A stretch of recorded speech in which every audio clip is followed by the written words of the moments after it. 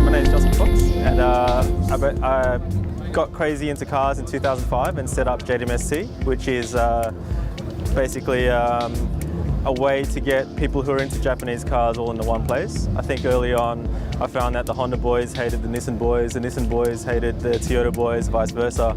And I suppose my thinking was everyone's into Japanese cars and they're all in the same boat with each other.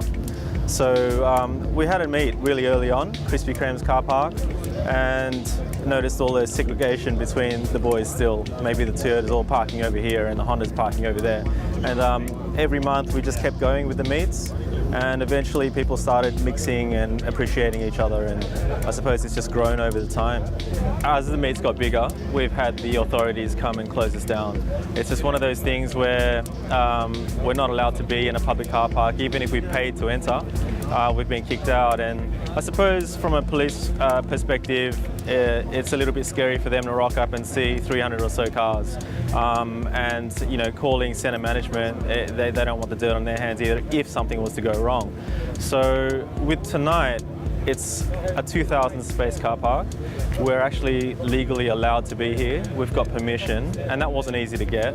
And we promoted this a month ago. JDMST meets, we usually try to promote 3 nights before, and the idea of that is to try to keep the meet small. So I think that's why it's exploded tonight. It's just because everyone knew they could drive from Newcastle or the Blue Mountains and not have to turn around by the time they get here.